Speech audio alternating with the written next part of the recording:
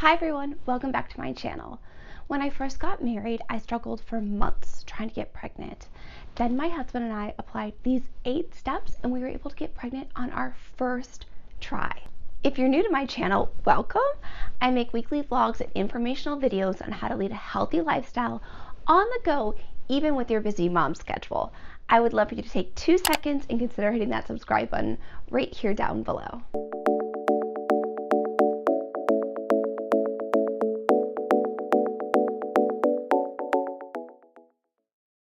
I personally know the struggle and the sadness that comes month after month when you get those negative pregnancy tests. So I did a ton of research and I was able to take that along with my knowledge that I have from my holistic nutrition degree and come up with this 8-step plan that I'm really excited to share with all of you today. When you're struggling with fertility and or on your fertility journey and you jump onto Google, it can give you an answer to everything. I call it the kitchen sink of advice. It's hard to know where to start. So these 8 steps really bring it back to basics. And I found following these basic steps I'm going to share with all of you today put me on the trajectory to simplifying my lifestyle, understanding my fertility, and taking ownership and finding empowerment in that. I hope you find this video useful, and any products or supplements I mentioned will be listed in the description box down below. So make sure to hit that expand arrow and you can take a full look at everything we've discussed today. So let's go ahead and get into it. Okay, the first step, and while this might seem like the most basic one out there, is birth control and getting off birth control. Our bodies have been trained to be on what I like to refer to as low battery for years upon years, even decades from taking birth control.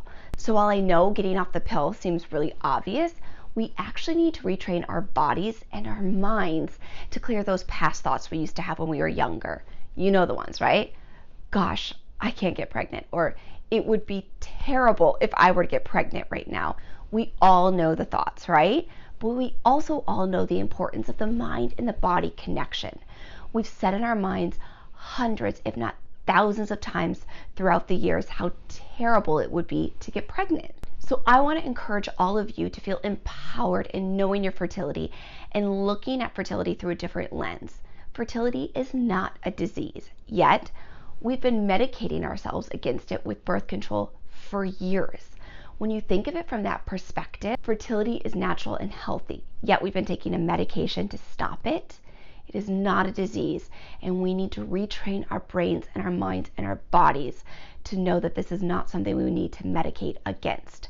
Now, I'm not saying I'm 100% against or for synthetic contraceptives. I'm just saying we need to refocus and look at our bodies and our minds through a different perspective when it comes to birth control. Our second step is to actually fire up that reproductive system. And a wonderful way to do that is to committing to drink red raspberry leaf tea.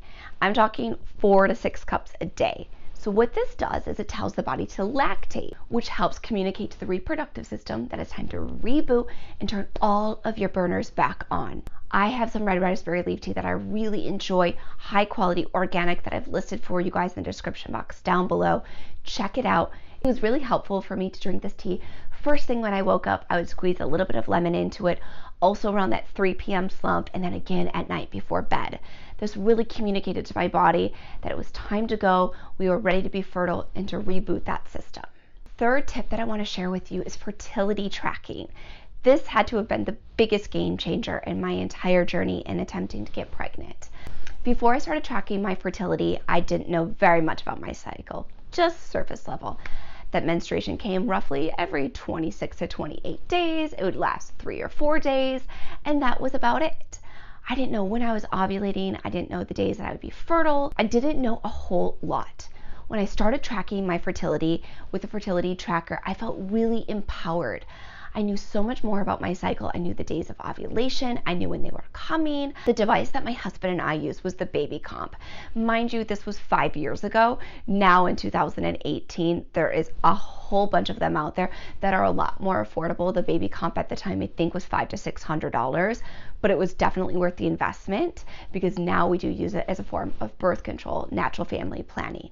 However, now they make fertility trackers you can sync with your phone. I've even seen some that are a watch. Very super convenient. But the way that I went about this is I would take my basal body temperature. It was the first thing I did when I woke up in the morning.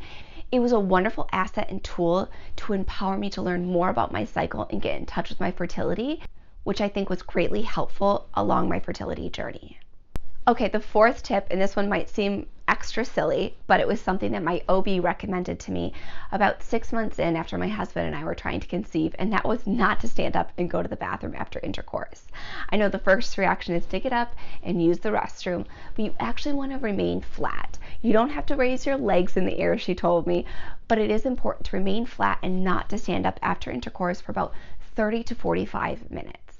All right, our fifth tip that we're going to discuss now is a prenatal vitamin. You've heard this from anybody and everybody.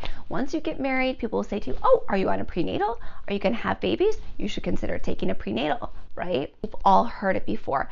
But let me break this down to you a little bit differently. Let's use a different analogy when we're going to talk about prenatals. How about coffee, right? All of us love coffee.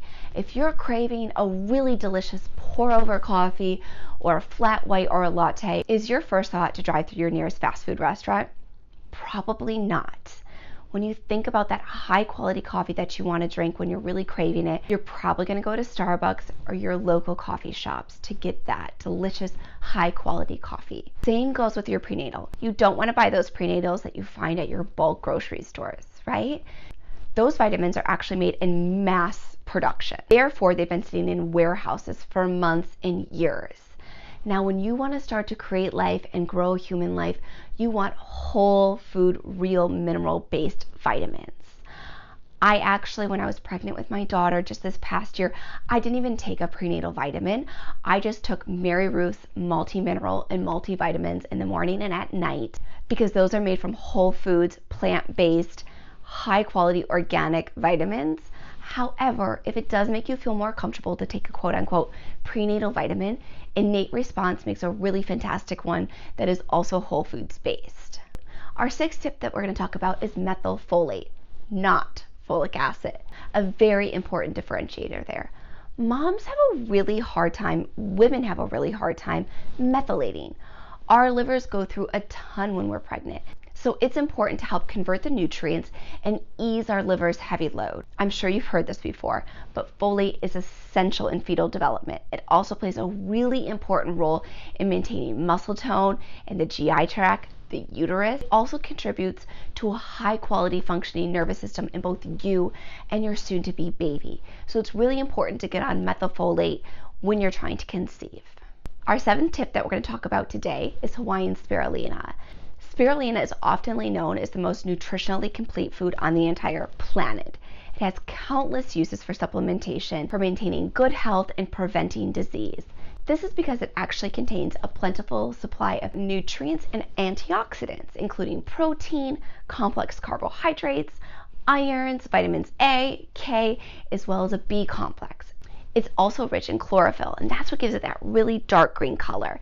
It's rich in fatty acids, lipids, and spirulina is rich in GLA, a compound that is actually found in breast milk, which helps develop healthy babies.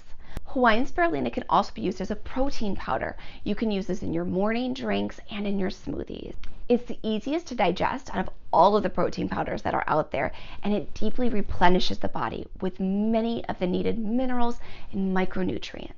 It's a whole food vitamin and a protein-packed one. Our last and our eighth tip that we're going to talk about is barley grass juice powder. So barley grass juice powder, not to be confused with barley grass powder, is one of the best ways to consume this food. Because it's concentrated in this powder form, it makes it really easy for the body to assimilate all of the nutrients. Barley grass juice powder is rich in vitamins A, C, B, and it's rich in minerals like iron and calcium, potassium, magnesium, and phosphorus.